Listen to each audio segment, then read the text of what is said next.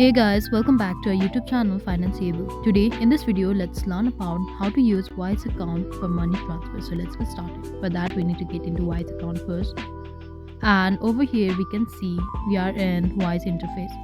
Now we need to simply click on send icon over here on the top left. Now we need to enter the details about how much amount we would like to send and simply click on continue. Now we need to add the recipient. Simply click on add over here on the top right.